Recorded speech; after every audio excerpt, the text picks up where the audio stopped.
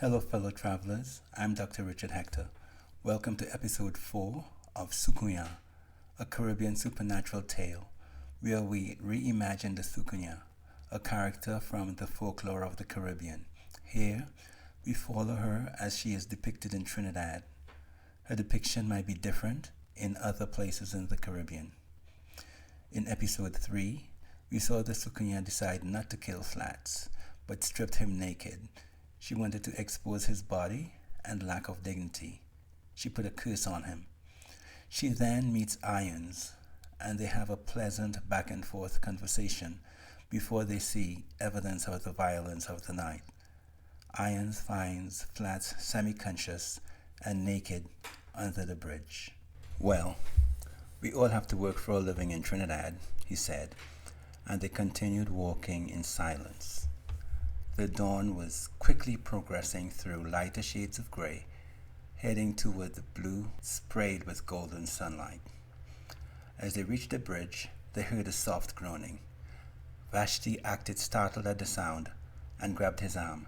"What's that?" she gasped. "I don't know. This is a morning for meeting new people," he said, patting the back of her hand that was holding his arm. They walked to the railing and looked over the side. He could see no one. He called out, "Hello?" He waited and called again. No sound came from under the bridge. "No one's there," said Vashti. "Let's go." "I'm sure I heard someone down in there. Wait here. I'm going down to check." "It could be dangerous," said Vashti.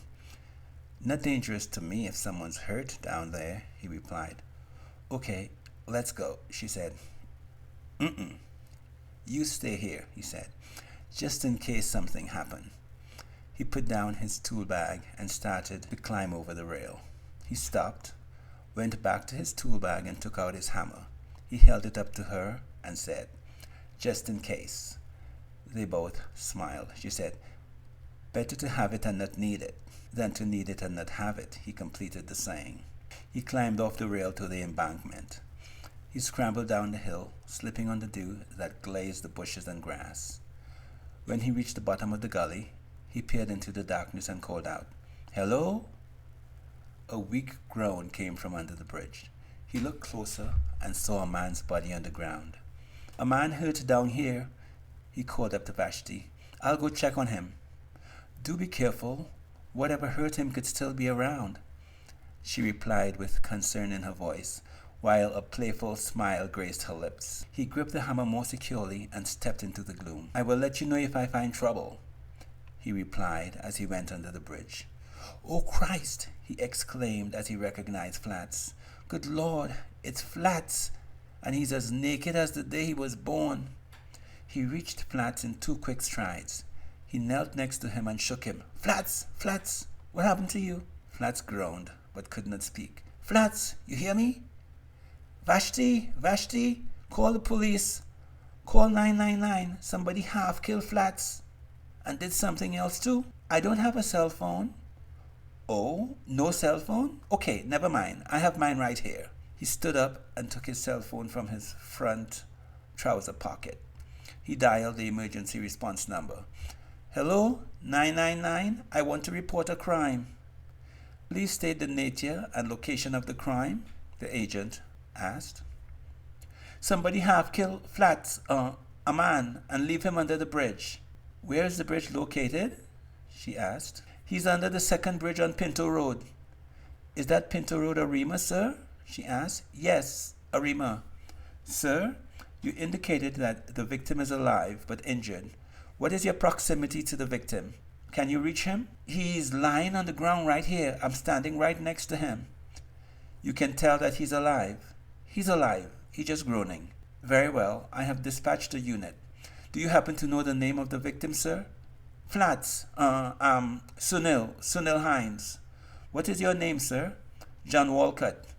"Will you remain to help the ambulance attendants find the victim?" asked the agent. "Well, I was on my way to work." Of course I'll stay." "The ambulance and police unit are on the way. What is the number you are calling from?" Irons called out the phone number. The dispatcher continued. "Is that the number to your cell phone?" The dispatcher told him the emergency persons will call him when they're close, and she ended the call. John, said Vashti, what's going on? May I come down there and see? It's kind of upsetting, but you could come down if you like. He heard stones rattle a little as she came down the embankment. She stood next to him looking down at Flats. Is he dead? She asked. No, he's alive. But looked like he really hurt, Irons responded. Why did he remove every stitch of clothing he had on? That river doesn't look like an inviting place to bathe, if that was his plan. I don't think he was planning to bathe in that river. I think somebody beat him up and take off his clothes. Somebody beat up a big man like him? He's a Bajan Tui, but he met somebody badder.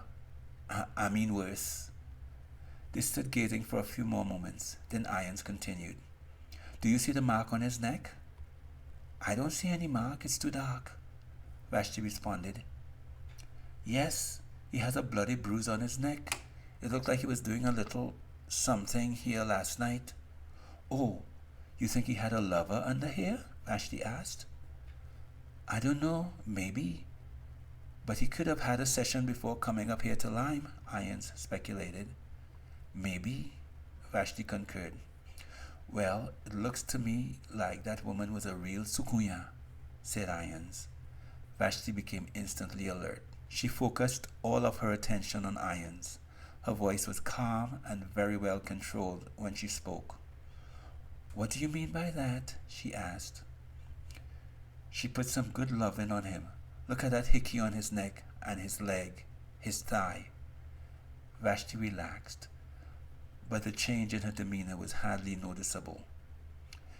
You men are all the same. You are always thinking about sex, she said. Some men always thinking about sex. I was on my way to work. He definitely had something going on last night.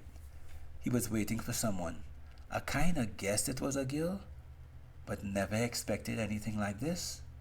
Should I cover him up with something? Vashti stiffened almost imperceptibly again, then relaxed.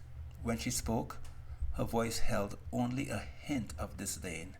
No, leave him like that, she said. Leave him naked for the world to see? You shouldn't interfere with the crime scene. You could disturb clues. That would make it difficult for the police to figure out what happened here. Haven't you seen the shows on TV? Yes, but that is TV. This is real. Vashti put her hand on his arm. She compelled him with her touch. Unlike the severe manner in which she compelled Flats during their encounter, she was very gentle with Irons. The effect was subtle. Let's wait outside, she stated. Irons felt the reasonableness of his gesture as much as he heard it. Okay, that is a good idea. The ambulance will be here soon. Besides, he looked like he's sleeping. At least he's alive.